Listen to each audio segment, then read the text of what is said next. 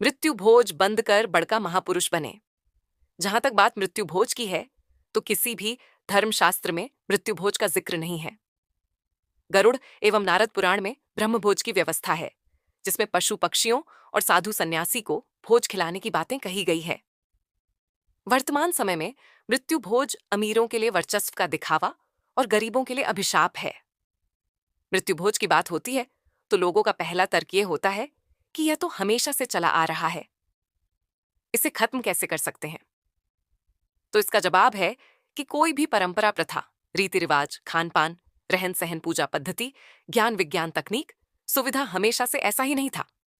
कभी अछूत और तिरस्कृत कहे जाने वाले काम, नाचना, गाना, अभिनय, एक्टिंग, खेलना कूदना, आज नेम फेम पावर और पैसा वाला काम हो गया है। अब कोई नहीं बोलता कि खेलोगे कूदोगे तो बनोगे खराब, पढ़ोगे लिखोगे तो बनोगे नवाब। भगवान का चेहरा कैसा है, भगवान कैसे दिखते हैं, कोई नहीं जानता था। चित्रकार राजा रवि वर्मा द्वारा 150 साल पहले भगवान का मानव रूप में चित्र बनाने से पहले भगवान का चेहरा कैसा है, भगवान कैसे दिखते हैं, कोई नहीं जानता था।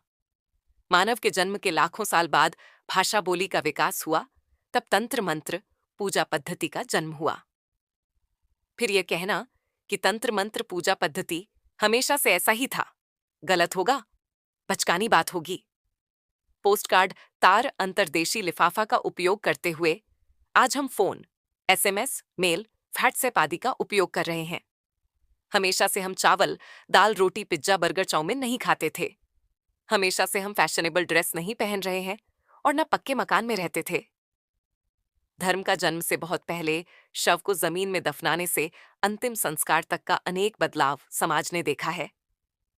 पैदल, साइकिल, बस, रेल से यात्रा करते करते आज अंतरिक्ष में खाना पीना, सोना, तैरना, रहना और नए नए प्रयोग कर रहे हैं। क्योंकि प्रकृति में कोई भी परिवर्तन इतना धीमे धीमे होता है कि लगता है रीति रिवाज, परंपरा, प्रथा, खान पान, संस्कृति हमेशा से ऐसा ही था। आदमी जैसे तुच्छ प्राणी में इतनी औकात नहीं कि वह परिवर्तन को रोक सके। लेकिन इसी तुच्छ प्राणी ने अपनी इच्छा शक्ति के बल पर अनेक नई परंपरा की शुरुआत भी किया। एक समय अच्छी समझी जाने वाली देवदासी प्रथा, सती प्रथा, नियोग प्रथा को समाज की भलाई के लिए बंद कर दिया और खराब समझी जाने वाली विधवा विवाह को भी शुरू कर दिया। बेटी के ससुराल में पानी तक न पीने वाला बाप समय के अनुसार बदल गया है। अब बात करते हैं भोज की आवश्यकता पर। तो भोज की आवश्यकता इसलिए पड़ी क्योंकि दूर दूर गांव में बंटा समाज जब कभी किसी की मृत्यु और शादी पर इकट्ठा होता था, तो दूर से आने के कारण खाना खिलाने हेतु भोज की परंपरा विकसित की। इसी परंपरा के ओट में लोग समस्या समाधान, शादी विवाह और अन्य चर्चाओं के लिए बैठकी भी कर लेते थे। ये परंपरा हमेशा से नहीं था, बल्कि आवश्यकता महसूस हुई तो धीरे धीरे भोज और बैठकी की परंपरा विकसित हुई। लेकिन अब जबकि हर समाज अपने आसपास के लोगों को ही भोज खिला रहा है और विचारों के लेन देन के लिए मोबाइल क्लब, पार्क, पंचायत संगठन आदि की व्यवस्था पर्याप्त है, तब भोज और भोज का उद्देश्य जैसे बैठकी और विचारों का लेन देन खत्म हो जाता है। लेकिन हमारी ये गुलाम मानसिकता है एक अप्रासंगिक मृत्यु भोज की परंपरा के जगह समय अनुकूल नई परंपरा को शुरू कर समाज की आलोचना कौन सुने। हमारी सोच बदलने, नई परंपरा स्थापित करने के लिए हर बार एक बड़का महापुरुष के इंतजार में हम क्यों रहते हैं? हम सब स्वयं छोटका महापुरुष के रूप में काम क्यों नहीं करते?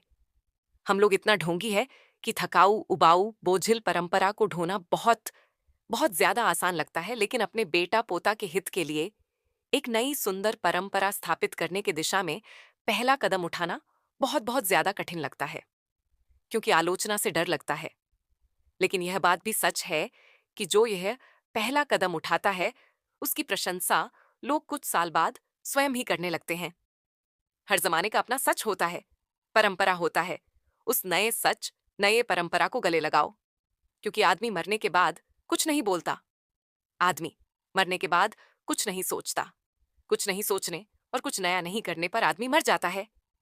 कवि गोपाल सिंह नेपाली अपनी कविता में कहते हैं, अब घिस गई समाज की तमाम नीतियां, अब घिस गई मनुष्य की अतीत रीतियां, हैं दे रही चुनौतियां तुम्हें कुरीतियां, निज राष्ट्र के शरीर के श्रृंगार के लिए। तुम कल्पना करो, नवीन कल्पना करो, तुम कल्पना करो। मानव अस्तित्व के लिए समय अनुकूल नए रीति रिवाज परंपरा को अपनाना भी गुड वर्क है। समाज के थकाऊ उबाऊ बोझिल परंपरा के जगह नई परंपरा शुरू करना भी युद्ध लड़ने जैसा है। पे बैक टू सोसाइटी के तहत मृत्यु भोज बंद कर मृत्यु भोज के पैसा से अपने बेटा पोता के लिए हवा पानी मिट्टी को साफ बनाने वाली परंपरा स्थापित कर इस ढोगी समाज के लिए परोपकारी परमार्थी बने। नदी तालाब को मरने से बचाए, पेड़ लगाए, प्यासे लोगों के लिए शुद्ध पानी का प्रबंध करें। मृत्यु भोज में लगने वाला पैसा से कॉपी कलम लाइब्रेरी पेड़ लगाने की व्यवस्था समाज सेवा स्वयं करें या किसी एनजीओ से करवाएं या मुझसे संपर्क करें। जय यूनिवर्स, नेचर की जय हो।